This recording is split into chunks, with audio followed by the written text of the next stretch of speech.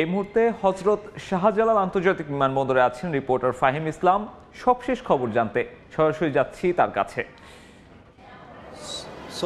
FC Asian cup বাছাইয়ে ভারতের বিপক্ষে যে ম্যাচ, সেই ম্যাচ সামনে রেখে যে লম্বা প্রস্তুতি, সেই লম্বা প্রস্তুতির কিন্তু একটা অংশ সৌদি আরবের যে কন্ডিশনিং ক্যাম্প। 11 দিনের সেই কন্ডিশনিং ক্যাম্প সারতে কিন্তু ফুটবলাররা বিমানবন্দরে এরই মধ্যে বিমানবন্দরে প্রবেশ করেছেন এবং কি বিমানবন্দরে ফুটবলারদেরকে যে বহনকারী বিমানটি রয়েছে, সেই বিমানটি কিছুক্ষণ পর 11:55 নাগাদ উড়াল দিবে সৌদি আরবের উদ্দেশ্যে।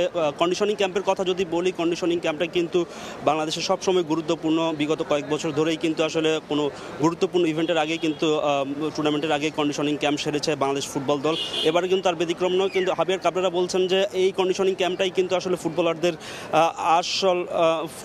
ফুটবলারদের কিন্তু আসল লক্ষ্য, কারণ তারা হচ্ছে যে এখানে নিজেদেরকে প্রমাণ করবে এবং কি প্রমাণ করেই 30 সদস্যের যে দল, সেই 30 সদস্যের দল থেকে কিন্তু স্কোয়াডটা 23 সদস্যে নামানো হবে সৌদি আরবের কন্ডিশনিং ক্যাম্প শেষেই। এবং কি কন্ডিশনিং ক্যাম্পের মাঝেই কিন্তু প্রস্তুতি ম্যাচ খেলার একটা পরিকল্পনা আছে। এর মধ্যে প্রতিপক্ষ সুদান কিন্তু চূড়ান্ত হয়ে গেছে। আরও দুটি প্রতিপক্ষ বাফুফে চূড়ান্ত করার চেষ্টা করছে এবং কি বাফুফের যেই ম্যানেজার আছে তার সঙ্গে আমরা কথা বলেছি। তিনি বলেছেন যে সৌদি আরবের যে দুটি ক্লাব, হয়তো দুটি ক্লাবের সঙ্গে, যে স্থানীয় দুটি ক্লাবের সঙ্গে কথা বলে প্রস্তুতি ম্যাচ খেলার চেষ্টা করবে। এবং কি যে কন্ডিশনিং ক্যাম্পের কথা বলছিলাম, এখানে হাবিয়ার কাবরেরা কিছুক্ষণ আগেও যাওয়ার আগেও বলেছেন যে কন্ডিশনিং ক্যাম্পে কিন্তু আসলে যে ফ্যাসিলিটিস, সেই ফ্যাসিলিটিসটা কিন্তু অন্য কোথাও পাওয়া যায় না এবং কি সেই ফ্যাসিলিটিস কিন্তু আসলে অন্য, এবং কি ফ্যাসিলিটিসের কারণেই কিন্তু আসলে সৌদি আরবে বারবার কন্ডিশনিং ক্যাম্প করা। তো সৌদি আরবে